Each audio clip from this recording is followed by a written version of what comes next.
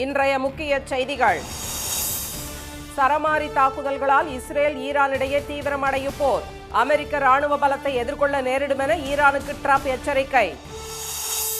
முன்னாள் முதலமைச்சரின் உடல் DNA சோதனை மூலம் அடையாளம் காணப்பட்டது. விமான விபத்தில் பலியானோர் குடும்பங்களுக்கு ஆறுதல் கூற 230 குழுக்கள் அமைப்பு. ராமதாசிடம் பகிரங்க மன்னிப்பு கோரிய அன்புமணி. சொல்வதை கேட்டு கட்சியின் தலைவராக செயல்பட வாக்குறுதி.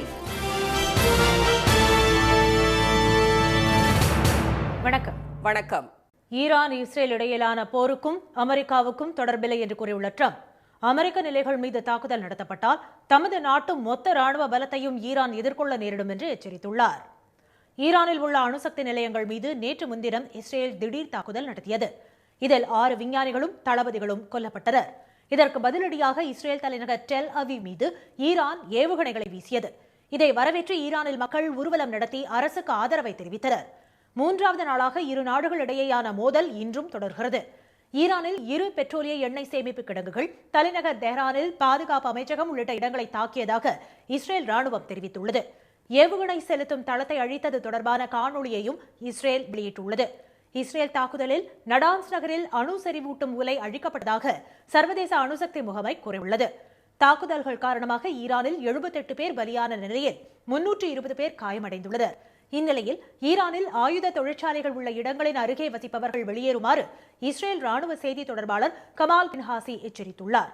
இதனிடையே ஈரான் நடத்திய ஏவுகணை தாக்குதலில் இஸ்ரேல் நகரங்களில் பல கட்டடங்கள் இடிந்து விழுந்தன. டெல் அவீவ், பாட்யாம், தாம்ரா, ரெஹோவாட் நகரங்களில் 13 பேர் கொல்லப்பட்டதுடன் 200 பேர் காயமடைந்துள்ளனர்.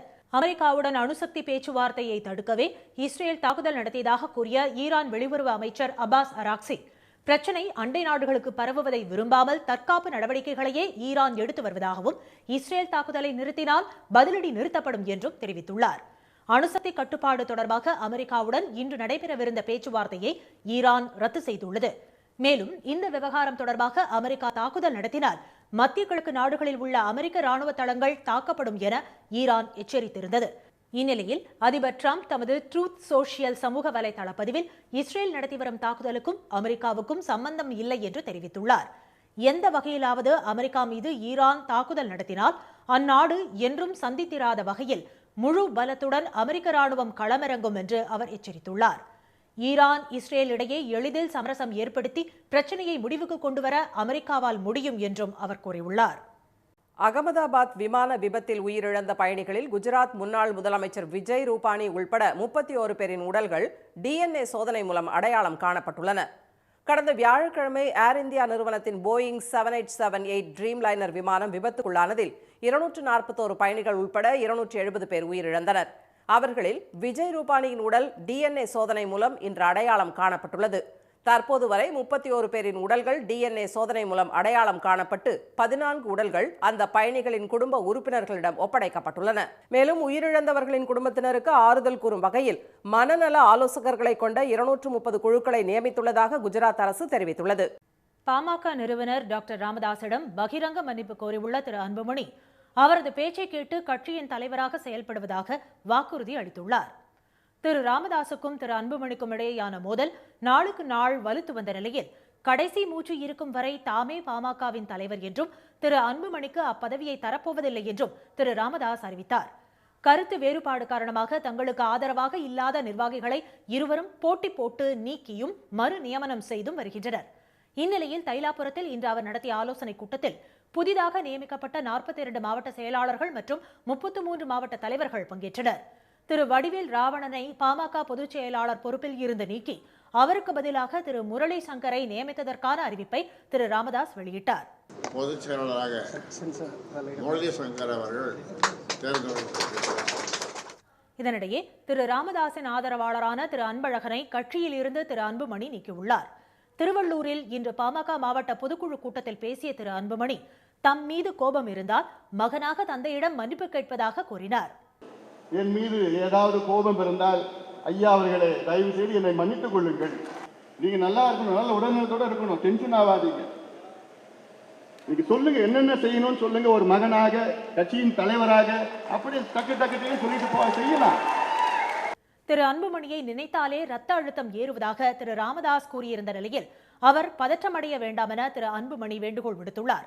இருவரிடையேயான பிரச்சினைக்கு தீர்வு ஏற்படுமா என்பது கேள்விக்குறியாக உள்ள நிலையில் தந்தையர் தின வாழ்த்து தெரிவித்து திரு அன்புமணி சமூக வலைதளத்தில் பதிவிட்டுள்ளார். இளநிலை மருத்துவ படிப்புகளுக்கான நீட் தேர்வு முடிவுகள் வெளியான நிலையில் 720க்கு 680 மதிப்பெண்கள் பெற்ற கோவை மாணவி அபிஷியாவின் பெயர் முதல் 100 இடங்களுக்கான பட்டியலில் இடம்பெறாதது சர்ச்சையை ஏற்படுத்தியுள்ளது. தமிழ்நாட்டில் நீட் தேர்வு எழுதிய 1,35,715 பேரில் 76,181 பேர் தகுதி மதிப்பெண்கள் பெற்றுள்ளனர். மதுரை ஒத்தக்கடை அரசு மாதிரி பெண்கள் மேல்நிலைப் பள்ளியில் பயின்ற 50 மாணவிகள் தேர்வு எழுதியிருந்தனர். அவர்களில் கன்னிகா 539 மதிப்பெண்களும், ஜெகஸ்ரீ 522 மதிப்பெண்களும், பிரியங்கா 466, சிவானி 414, ராகவி 310 மதிப்பெண்களும் எடுத்து தேர்வாகியுள்ளனர். நம்ம புக்கில் அந்த புக்கை விட அதிகமான கண்டென்ட்லாம் இருக்குது. இந்த புக்கை படித்தாலுமே நம்ம நல்ல மார்க் ஸ்கோர் பண்ணலாம். நாங்கள் 11th 12th வச்சதை வச்சு தான் ஸ்கோர் பண்ணியிருக்கோம். ஓரளவுக்கு 7.5 இருக்கிறதுனால கிடைச்சிருங்கிற நம்பிக்கை இருக்குது. இதனிடையே 680 மதிப்பெண்கள் பெற்ற கோவை மாணவி அபிஷயாவின் பெயர் தேசிய தேர்வு முகமை வெளியிட்ட முதல் 100 இடங்களுக்கான பட்டியலில் இடம்பெறவில்லை. அகில இந்திய தரவரிசையில் 40வது இடத்தை பிடித்துள்ள அந்த மாணவி 99% பெற்றுள்ள நிலையில் அவருக்கு 88% மட்டுமே வழங்கப்பட்டுள்ளது. இது தொடர்பாக தேசிய தேர்வு முகமைக்கு மாணவி அபிஷயா மின்னஞ்சல் மூலமாக புகார் தெரிவித்துள்ளார். இனி வருவது செய்தி துளிகள். உத்தராகண்ட் வனப்பகுதியில் ஹெலிகாப்டர் விழுந்து விபத்துக்குள்ளானதில் விமானி, ஒரு குழந்தை உட்பட அதில் பயணித்த 7 பேரும் உயிரிழந்தனர். உத்தராகண்ட், உத்தரப்பிரதேசம், மகாராஷ்டிரா, குஜராத் மாநிலங்களைச் சேர்ந்த 6 பேர் உத்தராகண்ட் மாநிலம் டேராடூனில் இருந்து இமயமலையில் உள்ள கேதார்நாத்துக்கு ஹெலிகாப்டரில் சென்றனர்.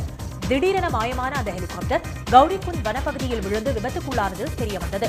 உத்தராகண்ட் மாநிலத்தில் கடந்த 40 நாட்களில் நடைபெற்ற 5வது ஹெலிகாப்டர் விபத்து இதுவாகும். ஜாம்நகர் எக்ஸ்பிரஸ் ரயில் மங்களூர் மற்றும் உடுப்பி இடையே மண் சரிவு காரணமாக இன்று காலை 5 மணி நேரத்திற்கும் மேலாக நிறுத்தி வைக்கப்பட்டதால் பயணிகள் அவதிக்குள்ளாகினர். குஜராத்தில் நேற்று முன்தினம் இரவு புறப்பட்டு இன்று மாலை நெல்லை வர வேண்டிய இந்த ரயிலில் இருந்த பயணிகள் எந்த உதவியும் கிடைக்காதது குறித்து சமூக வலைதளங்களில் வெளியிட்ட பதிவுகள் வேகமாக பகிரப்பட்டு வருகின்றன. சின்ன பிள்ளைகள், பச்சை பிள்ளைலாம் இருக்காங்க. அவங்களுக்கு ஒரு பால் வசதி கூட இல்லை. ரொம்பவுமே கஷ்டப்படுறாங்க. ரயில்வே நிர்வாகம் ஒரு சரியான ஒரு மெயின்டெனன்ஸ் இல்லாமல் அந்த வண்டியை ஆப்ரேட் பண்ணுறாங்க. ஒரு வண்டியை டைவர்ட் பண்ணுறாங்களா இல்லை என்ன பண்ணுறாங்கன்னு தெரியல. வண்டி அப்படியே ரிவர்ஸில் போயிட்டு இருக்கு. மண் சரிவு அகற்றப்பட்டு 6 மணி நேரத்திற்கு பிறகு ரயில் புறப்பட்டதை அடுத்து பயணிகள் நிம்மதி அடைந்தனர். தமிழ்நாட்டில் உள்ள நியாய விலைக் கடைகளில் கோதுமை தட்டுப்பாடு இல்லை என்று அமைச்சர் திரு சக்கரபாணி தெரிவித்துள்ளார். பழனியில் செய்தியாளர்களிடம் பேசிய அவர் பொதுமக்களுக்கு வழங்க 3 மாதத்திற்கு தேவையான கோதுமை இருப்பு உள்ளதாக கூறினார். தமிழ்நாட்டில் மகளிர் உரிமை தொகை கிடைக்கப் பெறாதவர்கள் யாரும் இல்லை என்ற நிலையை உருவாக்கும் வகையில் முதலமைச்சர் நடவடிக்கைகளை மேற்கொண்டு வருவதாக அமைச்சர் திரு ஐ. பெரியசாமி தெரிவித்துள்ளார். திண்டுக்கல் மாவட்டம் ஆத்தூர் தொகுதியில் மக்களின் குறைகளை கேட்டறிந்த அவர் ஓரிரு மாதங்களில் அனைவருக்கும் மகளிர் உரிமை தொகை கிடைக்கும் என்று உறுதியளித்தார். ஆண்டிப்பட்டி அருகே உள்ள வைகை அணையில் இருந்து பெரியாறு பிரதான கால்வாயில் முதல் போக சாகுபடிக்காக இன்று தண்ணீர் திறந்துவிடப்பட்டுள்ளது. வினாடிக்கு 900 கன அடி வீதம் முதல் 45 நாட்களுக்கு முழுமையாகவும் அடுத்த 75 நாட்களுக்கு முறை வைத்தும் மொத்தம் 120 நாட்களுக்கு நீர் இருப்பை பொறுத்து 6739 மில்லியன் கன அடி நீர் திறக்கப்பட உள்ளது. இதனால் மதுரை, திண்டுக்கல் மாவட்டங்களில் 45,000க்கும் மேற்பட்ட ஏக்கர் விளைநிலங்கள் பாசன வசதி பெறும். அணையில் இருந்து தண்ணீர் திறக்கப்பட்டதால் ஆற்றின் கரையோர மாவட்டங்களுக்கு வெள்ள அபாய எச்சரிக்கை விடப்பட்டுள்ளது. பள்ளியில் மாணவர்கள் இடைநிற்றலை தடுக்க இல்லம் தேடி சென்று மாணவர்களை பள்ளியில் சேர அழைத்த விருதுநகர் மாவட்ட ஆட்சியர் திரு ஜெயசீலனை முதலமைச்சர் திரு மு க ஸ்டாலின் பாராட்டியுள்ளார். சன் செய்திகள் சமூக வலைதள பக்கத்தில் வெளியான செய்தியை குறிப்பிட்டு மாவட்ட ஆட்சியருக்கு அவர் வாழ்த்து தெரிவித்துள்ளார். அந்த மாவட்டத்தில் உள்ள அரசு பள்ளிகளில் 1495 மாணவர்கள் பள்ளிக்கு வராமல் இருந்தது தெரியவந்ததை அடுத்து அவர்களின் வீடுகளுக்கு சென்ற திரு ஜெயசீலன் கல்வியின் முக்கியத்துவம் குறித்து எடுத்துக் கூறினார். சென்னையில் இன்று ஆபரண தங்கத்தின் விலை மாற்றமின்றி சவரன் 74,560 ரூபாயாகவும் 1 கிராம் 9,320 ரூபாயாகவும் உள்ளது. வெள்ளி விலையும் மாற்றமின்றி 1 கிராம் 120 ரூபாயாக உள்ளது. மீண்டும் இன்றைய முக்கிய செய்திகள். இஸ்ரேல் தாக்குதலுக்கும் அமெரிக்காவுக்கும் தொடர்பில்லை என்று கூறியுள்ள ட்ரம்ப், அமெரிக்க நிலைகளை தாக்கினால் தமது நாட்டு மொத்த ராணுவ பலத்தையும் ஈரான் எதிர்கொள்ள நேரிடும் என்று எச்சரித்துள்ளார். அகமதாபாத் விமான விபத்தில் உயிரிழந்த பயணிகளில் குஜராத் முன்னாள் முதலமைச்சர் விஜய் ரூபானி உள்பட 31 பேரின் உடல்கள் DNA சோதனை மூலம் அடையாளம் காணப்பட்டுள்ளன. பாமக நிறுவனர் ராமதாசிடம் பகிரங்க மன்னிப்பு கோரியுள்ள அன்புமணி அவரது பேச்சை கேட்டு கட்சியின் தலைவராக செயல்படுவதாக வாக்குறுதி அளித்துள்ளார். இத்துடன் இந்த செய்திகள் நிறைவடைந்தன. மீண்டும் சன் டிவியில் செய்திகள் காலை 7:30 மணிக்கு. செய்திகளை உடனுக்குடன் தெரிந்து கொள்ள QR கோடை ஸ்கேன் செய்து சன் நியூஸ் வாட்ஸ்அப் சேனலில் இணைந்திருங்கள். வணக்கம். வணக்கம்.